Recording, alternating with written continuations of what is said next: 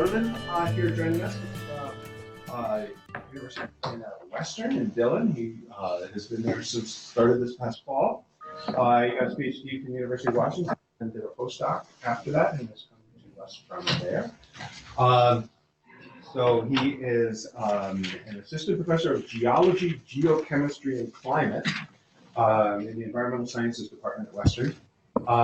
And he does climate reconstructions from ice cores, including West Antarctica, tree rings, lake sediment deposits, glacial deposits, and does research on climate variability and dynamics. So I'll turn it over. Spruce, thanks for coming. Thanks, Rich.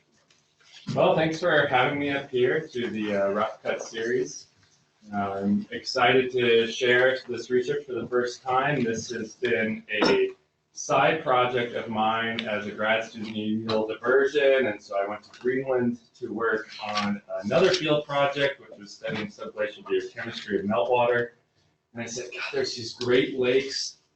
They've been studied before. They're closed basin lakes, about 40 kilometers west of the ice sheet, and they've been cored before about 15 years ago. So I knew sort of what was there, and I wanted to measure clump isotopes on these lake sediments.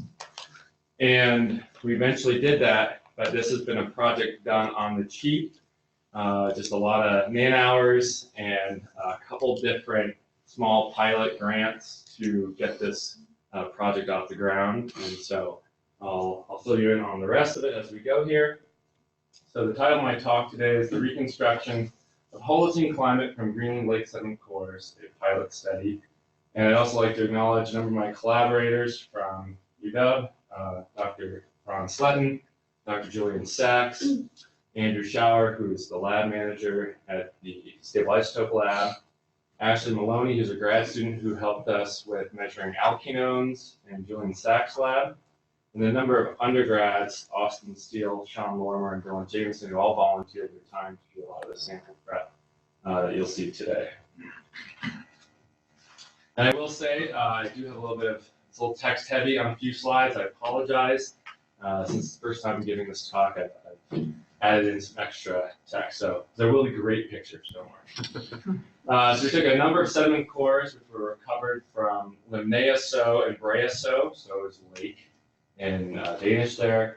These are closed basin lakes in southwestern Greenland with the aim to reconstruct temperatures during the Holocene epoch. So we're trying to get about 10,000 years of history. These closed basin topography makes the lakes ideal for studying changes in precipitation and evaporation, or the total effective moisture balance. So variations in these past lake conditions are recorded by authigenic or in situ carbonates preserved in the lake sediments. A little bit of motivation behind this work is that Western Greenland has been undergoing increased warming, and additional warming is expected in the future. So our paleoclimatic research can help assess the impacts of climate change on plant animal life by providing examples of how hydrologic and biotic systems respond to past natural climatic variability. This is not Greenland, this is North America. I'm going to give you a little primer on lake systems. And how many of you have worked with lake sediments or worked with lake sediments? All right, great. So you might be able to help me out too, because this is new in my field. This is a great paper from Leslie Anderson, 2016, and they did a whole compendium of looking at lakes. All the yellow are lakes that they chose to do this review paper on. The blue color shading here is the ratio between precipitation and potential evaporation. I'm just going to call it evaporation. And so the next slide is going to have a number of these lakes on it, showing the lake water O18 versus the lake water deuterium. And this is called the global meteoric water line. And then we have regional evaporation lines. So each of these is grouped by region. So this upper one, Colorado, this is the range of lake water O18 found in lakes in that region. And you can see the deviation from the slope here. So this deviation from roughly a slope of 8, which is the global meteoric waterline slope, down to anywhere from 4 to about 5.5. And so this is showing that the waters in those lakes is undergoing evaporation, and we're removing more deuterium relative to the oxygen. So that's what changes our slope for these regional evaporation lines. And then in this plot here, they're showing the O18 now of the sediment record. So before we were looking at O18 in the lake waters, we're showing this is the intercept with the global meteoric waterline. So we go back one slide. The intercept here indicates roughly the mean annual O18 of the precipitation on the meteoric waterline. So here, that's where these points are. And I have added our lake, the 2 lakes from West Greenland here. This is Limnaea-So, and the dark green is the actual sediment record. And I should use this pointer up here so people can see from afar. And then the dashed line indicates the range of the regional evaporation line. So again, that's the range of what the lake water O18 is. And the full colors are the actual sediment record. So this gives you a sense of what we're going to be looking at as far as our ranges in O18. And it also makes sense because we're looking at British Columbia here and then the Yukon Territory. These are high, or sort of low Arctic, I should say, sites, roughly 60, 65 degrees north. And then there are 3 different lake systems that Leslie Anderson talks about in her 2016 paper. And these are schematics of lake hydrology. And each of these lakes, this is what she's calling the precipitation isometer. So really a lake that's telling you about the precipitation comes in, it goes out, it's usually a low residence time, not a lot of evaporation.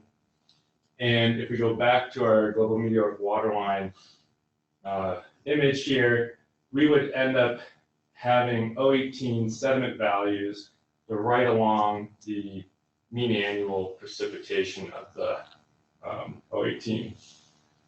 In this second one in B, this is the precipitation and evaporation system, where this O18 reflects both inflow, there's reduced surface outflow or subsurface outflow, and so you're getting a little bit more residence time and more impacts on evaporation.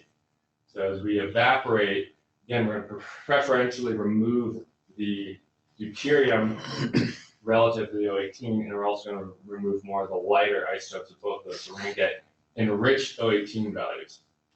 We're going to move along this regional evaporation line, getting more enriched. And lastly, in C, she calls this a terminal basin or closed basin. Mainly, there is no outflow here, and we primarily have a longer residence time, allowing for a greater impact of evaporation and also changes in lake level. So that's just a little review on, or a primer on how we're going to think about these different lake systems, these different isometers. And the lakes in Greenland that I'm talking about are these closed basin lakes. So let me take you to Greenland. We are headed up to Western Greenland in this little square. And then in this image, this Google Earth image, you can see our study site here in this rectangle. And we have 3 lakes. There's Honda-So, which is the largest, Brea-So, and the red dot indicates the coring location, Limnaea-So, and then there's a little lake SS6 that is intermittently connected with a larger lake. And that one had been cored before. SS6 had been cored, but not Limnaea-So. So these lakes are located in a continental climate region, approximately 15 kilometers west-northwest of Kangerlussuaq. And the area around the head of Sondre Strömfjord has relatively uniform vegetation and geology. It's mainly granodioritic gneiss. We're going to zoom in here. So just so you can see again, these are the closed basin lakes, Breso, Hundeso, and these are the coring locations. So when we were there in 2012, SS6 and Limnaeaso were connected. There's just a small isthmus that's about 2 meters below the lake surface. So the cores used in this study were retrieved from these two closed basin lakes situated 40 kilometers west of the Greenland ice margin.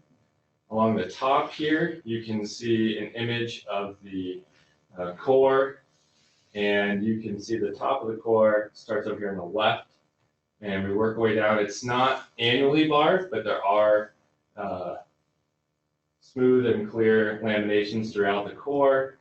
Down in this section is some more glacial clay and more organics, and then as we get down into this lower section, it's all glacial silt. So we ended up getting quite a bit of material, but we weren't able to date it because there was so low carbon content. So most of the record that I'll be talking about goes to right about here at 100 centimeters. And then this is an image of Breso, and I have a little video here to show you. See if I can actually got a few more tabs here. All right, so one more thing. The area has been ice-free from about 8,500 calendar years from or present. And these study lakes are located 170 meters above sea level, so they haven't had inundation by marine water.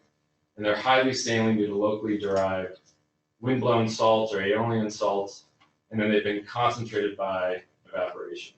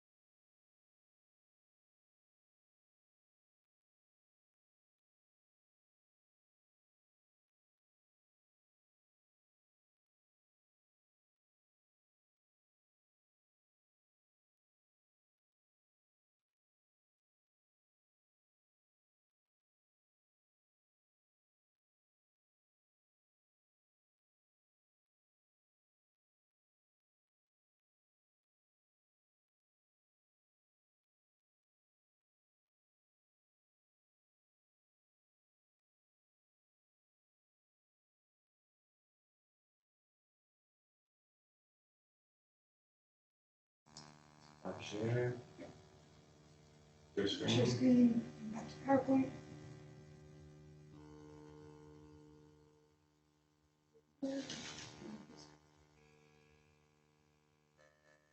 Alright.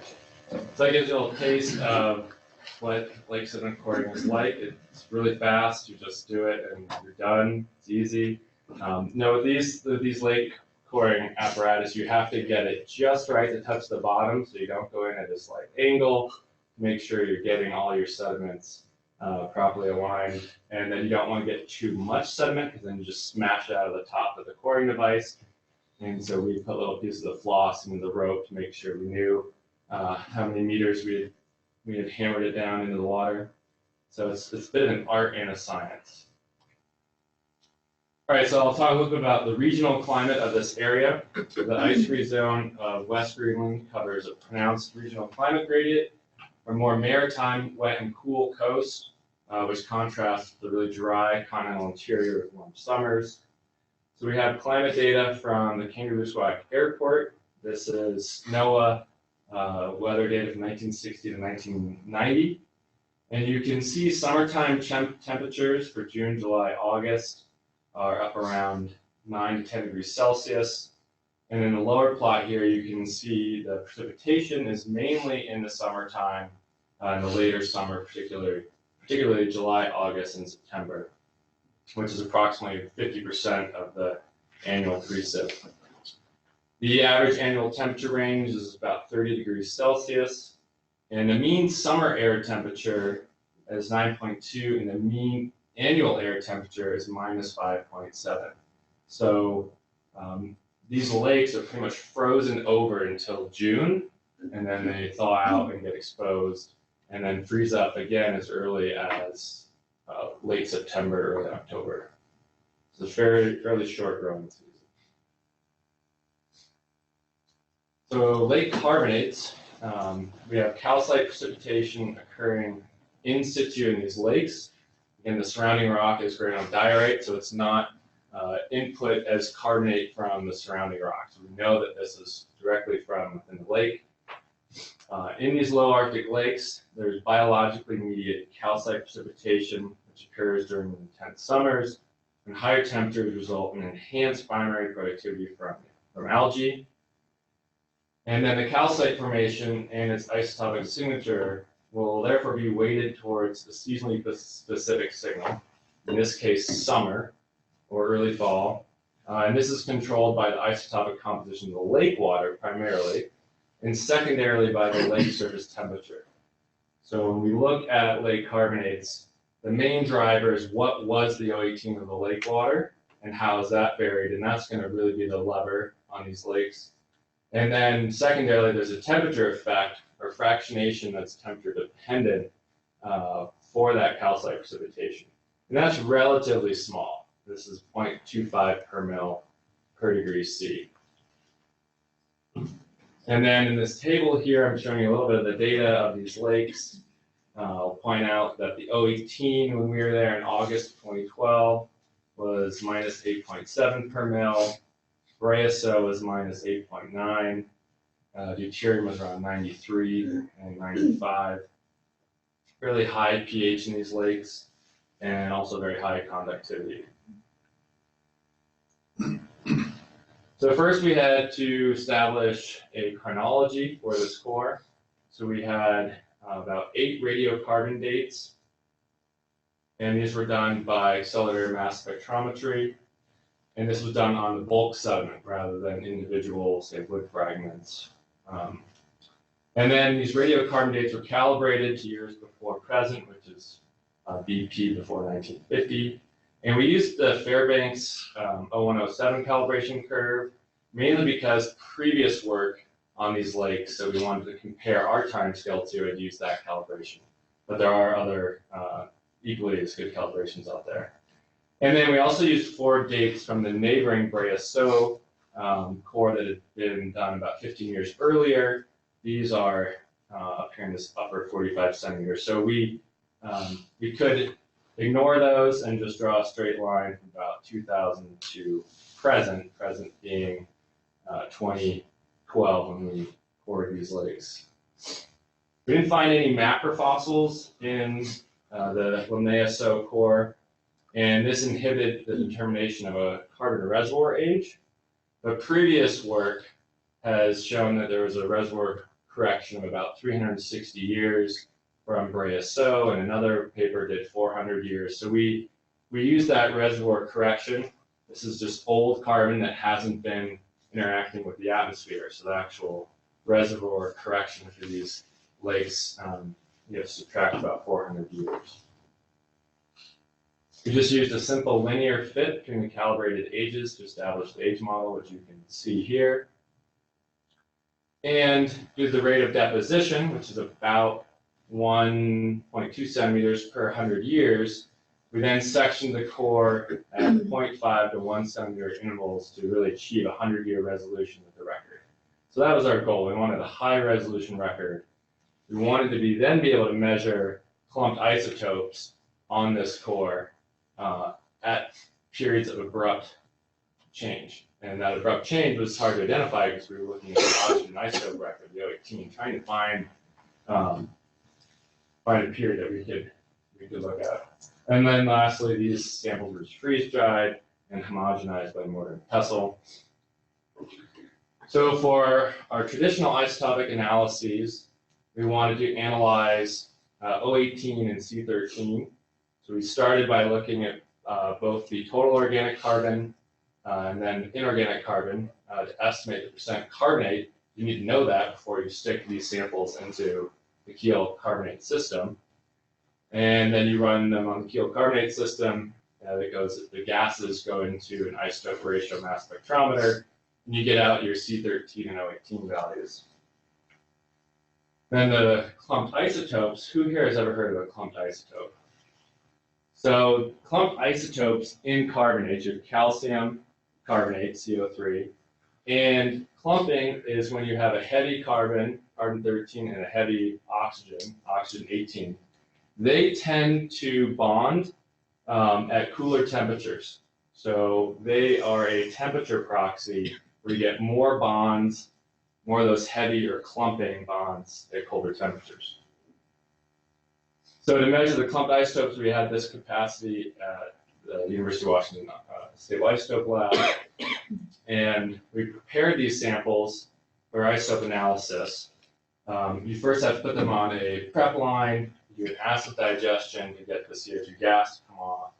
Then you put that CO2 gas through another mass spectrometer, and in this case, we're measuring a bunch of different masses, delta 47, large delta 47 is what we want to know, and that is what is temperature dependent. So we're hoping to do the first clumped isotope measurements on these lake southern cores and try to get an abrupt change in temperature.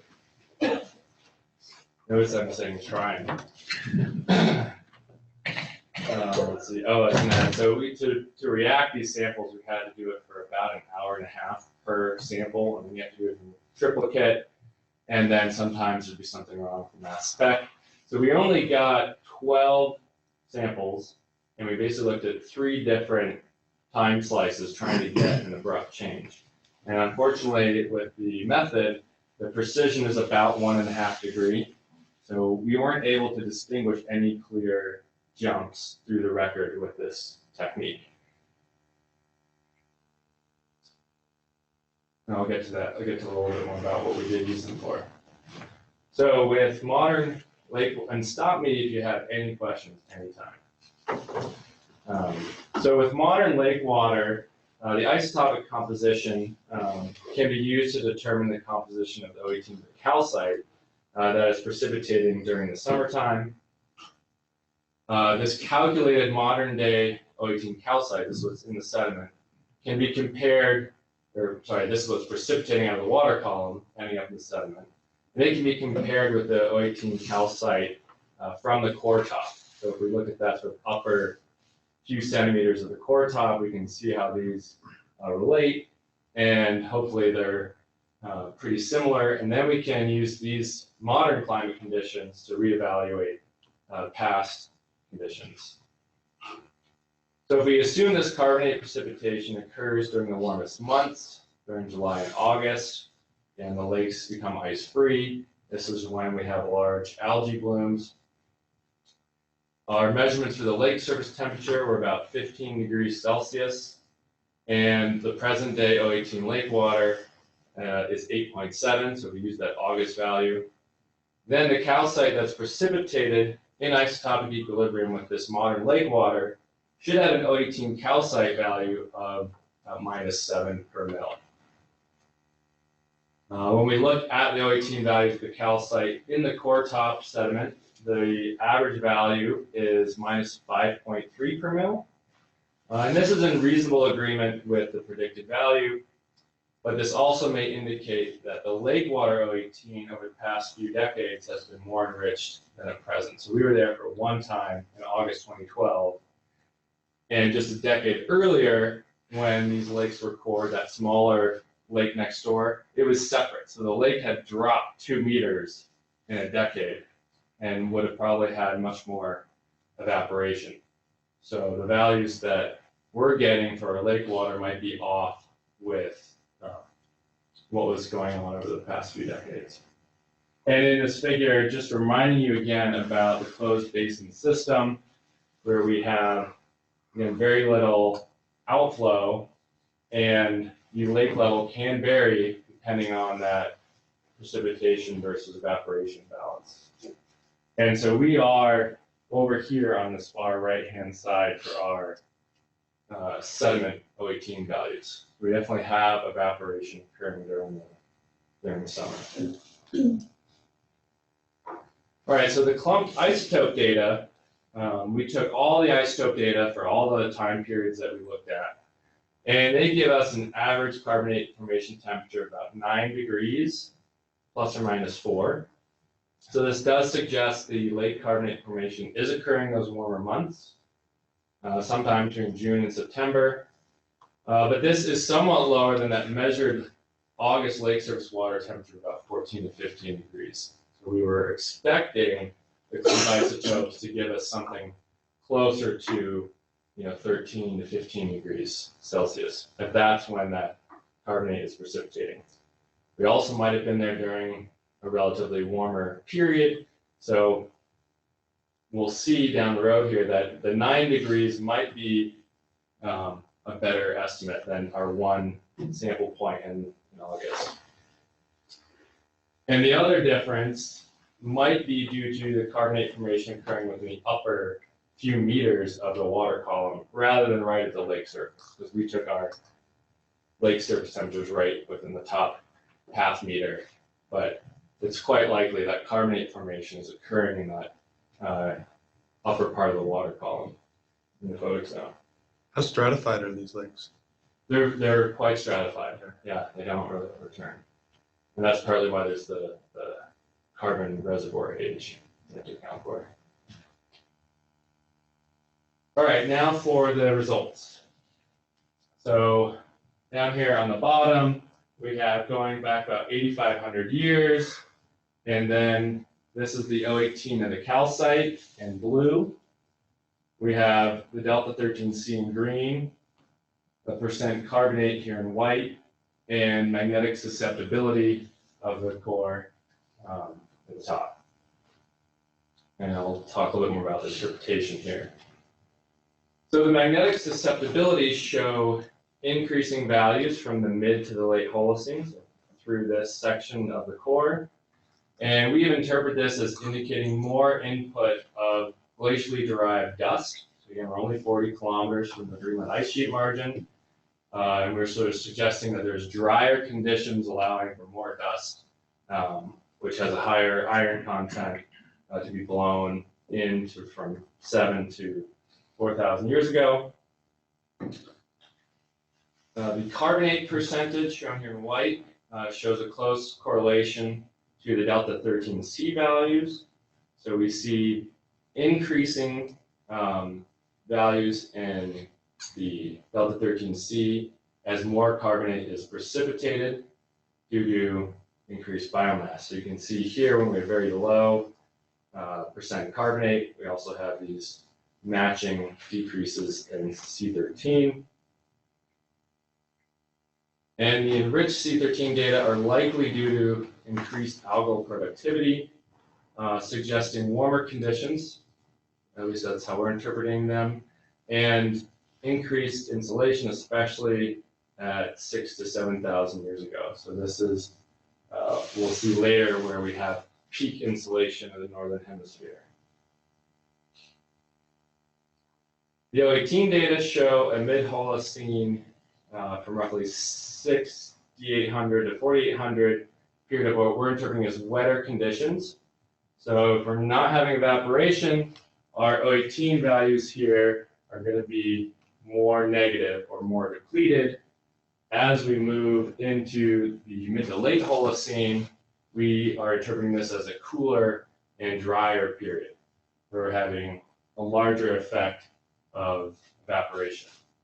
There's also the possibility of a shift in the seasonality of precipitation. But again, in these lakes, they're frozen from they're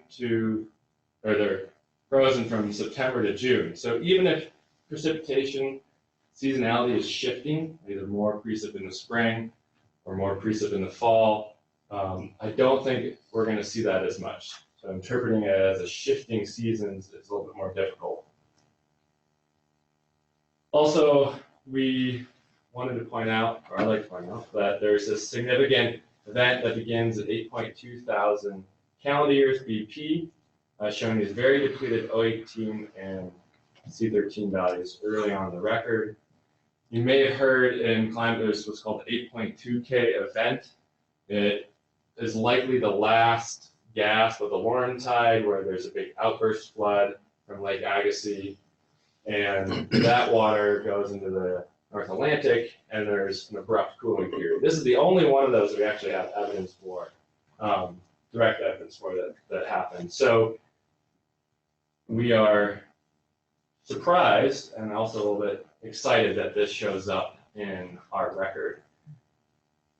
So we're hoping that eventually, if we can go back and do clumped isotopes on that section of the core, we would be able to get a good temperature estimate. Unfortunately, that's the section of core which has very low percent carbonate, as you can see on the top here. Sorry, on the top, the percent carbonate here is very low, and so we weren't able to get enough sample to do the clumped isotopes. Maybe as methods improve, we will. So then we're going to compare these results to other Greenland lake records. I'm going to start on this left panel. So on the bottom in blue is our record, and then in the light blue triangles is John Anderson's work from 2004 for Breasow, so the neighboring lake. They're less than half a mile away. And you can see quite a bit of isotopic variability. I keep losing my mouse. You can see here some very large variations, and those had been interpreted as very strong changes in evaporation versus precipitation. Now we don't know if maybe there was just measurement techniques weren't as refined, but we don't see these really large swings in 018 values. Again, you can see our values in dark blue. And then in the upper panel, this is showing the C13 record, ours in green, and in the light green triangles is the Anderson record from Breasow. These are relatively similar. There are some periods of discrepancy in both in sort of the mid-Holocene. And then in the upper record is an alkenone reconstruction from Billy D'Andrea from the Breasow core and Lake E, which is about 30 kilometers north of Breasow. So red is the Breasow alkenone reconstruction, and he has come up with a temperature, and I'll talk about that near the end of the talk. And he's getting high temperatures at the very early part of his record, but it ends before right around 6,000 years ago. A cooling period, more warm in the mid-Holocene, and then a bunch of very high variability, which we see some variations in our 018 record here, but again, not as large as what both of these other records had previously produced. On the right-hand side here, we're looking at a number of other lake records. This top one is from Lake SS8, which is close by. So this is in West Greenland. And we have mineral flux in black. So higher mineral flux into the lake during sort of the onset of lake formation. This is likely due to less vegetation in the surrounding area. The area was glaciated back 10,000 years ago, and the ice margin has been retreating past these lakes. And then we see in red the organic material flux increasing through time. This record from Flower Valley Lake is in southeast Greenland. These are the deuterium alkenanes. Just showing you again the general trend here. We have more enriched values in the early Holocene, decreasing into the late Holocene. And then on the bottom we have North Lake, which is also from West Greenland. This is a July temperature anomaly. They used the O18 of Carbonates. Yes, that's correct. Midges. The O18 of the shell of the midges.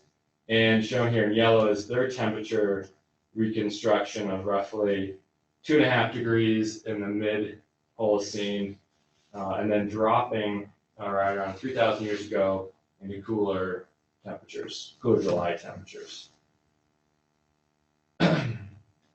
So our O18 results are suggesting that these isotopic variations are a response to shifts in precipitation and evaporation patterns, rather than lake temperature variations, as these previous alkenone-based reconstructions suggest. So even with these large temperature changes that they're reconstructing from alkenones, that 0.25 per mil per degree C would roughly get you, 4 degrees would get you a 1 per mil change in your O18. So it's possible that some of these very abrupt changes in O18 might be due to lake water temperatures, and we want to pinpoint this. So later in the talk, I'll talk about our future work and trying to get alkenones measured on a meso. So we also try to compare our record with Greenland ice cores. Since I spend most of my time thinking about ice cores, I thought, well, geez, we should look and see what's going on up in the middle of the ice sheet.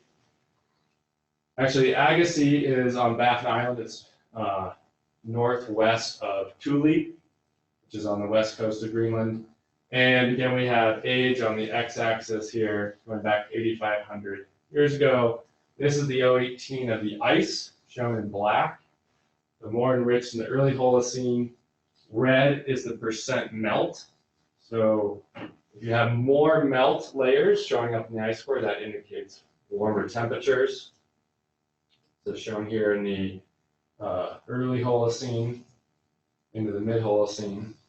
And the next plot, I'm showing the grip record. In black is the O18 of the ice. And they also measured the borehole. They used thermistors to measure the entire borehole and actually get a direct temperature from the ice sheet. So this is shown in blue with this sort of plateau of mid-Holocene warming, decreasing between 4,000 to 2,000 years ago, and then a little bit more variability is caught in the upper part of the ice core. The next one down is the Greenland Holocene temperature reconstruction from Bo Bittner. This came out in 2010, and he compiled all the Greenland ice cores and reconstructed temperatures. So these are temperature anomalies shown in black. And this is a composite of all these records that have also been corrected for changes in the elevation of the ice sheet. So you can see in this record, they have peak warming around 8,000 to 6,000 years ago, and then this long, slow decline following the June insolation anomaly shown in red. So 45 watts per meter squared warmer, roughly 8,000 years ago. And then for reference is our O18 record, the bottom. And again, this is where we are interpreting these lower O18 values as warmer and wetter. We're just getting more of that precipitation, so we're getting more depleted O18 values. And then moving into the late Holocene, a cooler and drier climate where we're getting more evaporation and enriching the O18 of the calcite. So conclusions, the O18 of the isotopic variations in these western Greenland lakes appear to be due to shifts in precipitation and evaporation or effective moisture balance, rather than large temperature variations as suggested by these previous alkenone studies. The Greenland ice core records also suggest a general cooling throughout the Holocene epoch, which may correspond to the drying trend as suggested by our O18 data during the mid to late Holocene. Of course, every interpretation has its caveats. Although our mid to late Holocene records for the margin of West Greenland suggest cooler and drier conditions, there are other records of decreased fire frequency in northeastern Canada, in Quebec, that could be interpreted also as cooler and wetter. So they have decreased frequency of fires. It could just be cooler, or it could be cooler and wetter. And that's from work by Ken Taylor. Actually, no, sorry, just Taylor at all. So I want to talk a little bit about some of our future work, as we're trying to pull apart, are these O18 variations really evap and precip, or is there still this temperature effect that might be showing up? And those two other lakes that were measured for alkenones have a smaller surface area and would likely have sort of larger swings in temperature, versus Limnaeaso has a catchment area, not a catchment area, sorry, a surface area that's about double both these other lakes. So they are looking at small lakes that are likely more easily warmed and cooled throughout the course of the summer. We've begun a pilot study to analyze alkenones for the LSO2 core from Limnaeaso. Like I said, this is larger in area than Breaso by about double, and it may provide a more consistent and reliable alkenone-based temperature estimate, which also extends beyond 8.2 K event. The D'Andrea record stopped at 6,000 years, so we'd really like to see if we can get back pre-8.2 K event. And for those that don't know about alkenones, I'm new to them as well. So for these alkenone-based paleotemperatures, we'll create a time series based on the measurements of what's called the alkenone unsaturation index, known as UK37. And it's a well-established method for reconstructing lake and sea surface temperatures from sediment cores. In Breaso, the alkenone producers are a newly discovered member of the algal class Aptophyceae, and bloom between mid-June and mid-July. So this is work again by Billy D'Andrea, where he was looking at, over in this figure on the right, showing the flux of alkenones into sediment traps. So how much alkenones were basically precipitated, not precipitating, but falling out from the water column. And they found, again, most of it is happening during mid-June and mid-July, shown in this green graph. And in the bottom plot, they're showing UK37 values and temperature on the Y. This is lake surface temperature. And the data in blue here and red are both from Breaso for 2 separate summers. And then the black data are from a lake in Iceland. So this is the temperature reconstruction, or sorry, the regression that they use to come up with their temperature record. So they used, for the temperature of their lake water, 40.8 times whatever your UK37 value is, plus 31.8, and it had a standard error of about 1.3 degrees Celsius. So using that regression, that's how they get these large temperature variations. So ideally, you might have a few more points on this line, especially because the only other points from Breaso are these blue ones out here, and then these black ones are from a totally separate lake in Iceland. So it'd be nice to be able to go back and try to fill in this regression a little bit more, be a little more confident in that slope. If this slope were just slightly lower, you'd have a much lower reconstruction for your temperature variations. So we've begun to measure a few of the alkenones in the upper section of the core. And this is, again, the age on the x-axis, using the same temperature regression from the previous slide. So again, the red data is Brea-So, the gray data is Lake E from Billy D. Andrea, and our study is here in purple for Limnaea-So. So this is sort of roughly the top 10 centimeters plus a few points down the core. And we actually have pretty good overlap, which is encouraging. Obviously, we haven't sampled it enough to see if we can't get these large temperature variations that they recorded. Our temperature variations in the last roughly 1,000 years are a little bit more muted. So you can see again, we're not getting quite this range from 9 down to 4. We're more between say 4.5 and 7.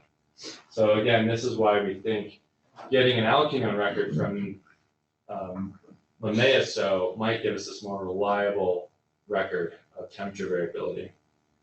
So the UK37 data will provide an independent temperature estimate and an additional constraint on the interpretation of the O18, the calcite variations, by giving us these growing season lake water temperatures.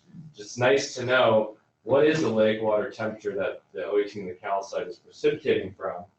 If you know what that temperature is in the past, you can account for that fractionation effect with 0.25 per mil per degree C. So you can adjust your O18 and your calcite through time. This is just a blow up of the last 2,000 years. So again, you can see a few points going back 2,000 years ago, and then in the last 1,000 years, sort of 1 to 2 degrees of temperature variability. The other approach to getting at temperature is through transfer functions, and in this case, an O18 temperature relationship. So we have the alkenone for lake water temperature estimates are valuable for that calculation of O18 of the calcite, O18 of the water. I just mentioned that. If you know the O18 of the water from the O18 of the calcite from the sediment core, you can determine mean annual air temperature from transfer functions like an O18 precipitation and temperature relationship. So for Western Greenland, you measure the O18 of the precip, you measure the temperature at which that precip fell, and you get a slope. So shown here on the x is the temperature, and the O18 on the y-axis. These are the squares and triangles are observations from the Global Network in Isotopes and Precipitation, GNIP, from the IAEA. And the lower, more depleted values are from the Thule Station, which is in northwest Greenland, and Groenland, which is near Nuuk. And so you can see the slope in black here comes up with about a 0.8 per mil per degree C variation. And then this paper from Yolta et al. From 2011 uses an isotope model, and they plot what their isotope model gets for the spatial slope. So down here in southwest Greenland, where we are, the slope is about 0.8 to 1 per mil per degree C. So if we know this relationship for the precipitation going into the lake, we can then try to estimate what is the air temperature from that O18 precip using these transfer functions. A second way to do this is going from just lake surface to air temperature through a number of transfer functions shown over here on the right. This is work from Brennan and Sheldon, 2012, where they went out and they measured lake surface temperatures and air temperatures. So how much offset is there between what the air temperature is and your lake surface temperature? And these are for northern hemisphere lakes. And if we look over here for June, July, and August, mean lake surface temperature is shown on the x-axis, and then mean annual air temperature on the y-axis. And this dashed line is the lake water temperature. So this is what they would have measured, and these dots are the air temperature. So lakes are typically warmer than the air temperature, especially in Arctic. You have very long periods of sunlight. You have low albedo, so you absorb a lot of that incoming sun. So you actually get lake waters that are anywhere between 5 and 10 degrees Celsius warmer than the air temperature. So if we assume that the primary period of carbonate formation in these Greenland lakes is June, July, August, one can utilize the Northern Hemisphere Arctic lake transfer functions relating the seasonal mean lake water surface temperature, so MLST, and mean annual air temperature, MAT. So I've showed you that relationship over here. And as an example, if we look at the June, July mean sea level, I knew I was going to say sea level, mean lake water surface temperature, over here, if it were around 10 degrees, this is the slope here, then we get a mean annual air temperature of about minus 4.7 degrees Celsius. And there's relatively large error bars on those transfer functions. As you can see, there's fair spread in the data that they're fitting to. But you use these transfer functions, if you can get at what that lake surface temperature was, and in this case, the best way to do it is to utilize the lake surface temperature today. So our formation, or our measurements gave us around 14 or 15 degrees Celsius. And then you say, okay, well, I'm going to set that as my temperature value for the modern day. I'm going to use my 018 temperature relationship of 0.8 per mil per degree C. So I'm going to look at how my 018 record varies back in time, convert it to temperature using our transfer function, and say, okay, well, now we know that relative to, say, 15 degrees Celsius, the record has been varying, plus or minus a few degrees Celsius back in time. That's lake water temperature. And then you use the transfer functions here, saying, well, that's actually lake water surface temperature for June, July, August, not the mean annual. Because when we reconstruct climate, we want to really know what is the mean annual air temperature per location. And then you can say, okay, well, I'm going to offset my lake surface temperature record to a mean annual air temperature record. And with this example here, I sort of tested out the transfer function on these lakes. And if I use a temperature about 9.5 degrees Celsius for the lake surface temperature, I am able to match a mean annual air temperature of minus 5.7 from the Kangaroo-Lusuak data. That mean annual air temperature over the last 30 years is minus 5.7. So that leads me to come back all the way through to those clumped isotopes. They were giving us a formation temperature about 9 degrees Celsius, which would match up very nicely with mean annual air temperature using the transfer function.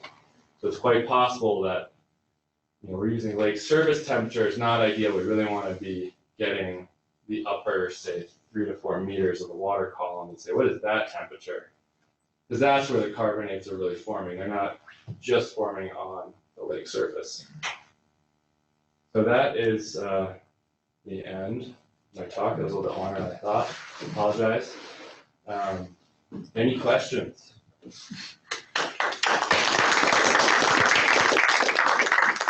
Time for you.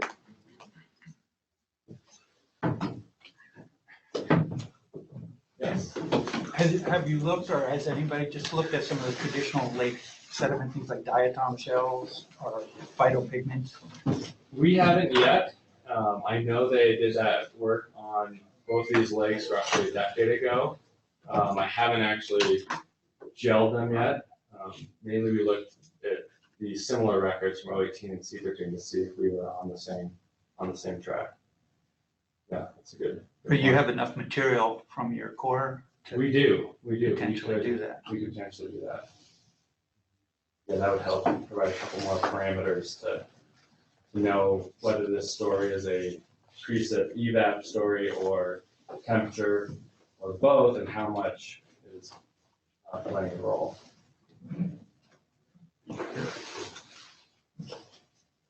How are you calculating or when a couple of graphs you showed with your data at the bottom, the organic matter flux? How are you calculating that? Or who calculated that? Who calculated that? Yeah. You know, I am not sure where they came up with those values. Like SS8, I'd have to go back and look and see who did that paper. Do they seem a little high, or are you Well, curious on how they? Curious as to what they did to get that flux, because that's a drastic shift there. And Yeah, especially. just at what, like 6.7 thousand, something like that? Yeah, maybe, Right. maybe 5.7. So I'm kind of wondering what was going on there, or what types of materials were measured, and if it's something where you could dive into one direction or another to see how the organic matter changed. Yeah, and that's during the same sort of time period here, we had this big shift in R18 values. So that's a good point. What's carbon doing? I want to Yeah. know. Yeah, it's again, I like to think about 018 as a water isotopes guy. Thinking about C13, I started reading into it more and more. I was like, oh, this is much more complicated, at least in my mind. A lot more going. Yes. You talk about carbonate formation. How do you separate that out from the additions of carbonate from the atmosphere blowing in? That is, that would be challenging to do, but fortunately, most of or at least the surrounding material for all of West Greenland is mostly granites. So it would have to be coming in all the way from either from, say, China or Mongolia, coming up over from those deserts. And again, I'm not sure what those particulates are made of, if they're carbonate or just mostly sand grains. You said something about some salts blowing in. Yeah. So there's, okay, that would be pretty local, of course. Yeah, that would be, mainly local from sea salt, from the margin. So are there some carbonates that could be blown in from that source as well? I don't know. I don't think so. I don't think there'd be very much. But I looked into it. Because I mean, with the North Atlantic off the west coast of Greenland, there's not, as far as I know, there's no local source for blowing that carbonate in. That's come all the way over from, like I said, from either the Gobi Desert or Mongolia, China. That's a lot of that stuff comes over. And it does end up, there is a calcium flux, I believe, on some of the Greenland cores. So I could go back and look at that and see if at least how much and when. Yeah, that's a good point.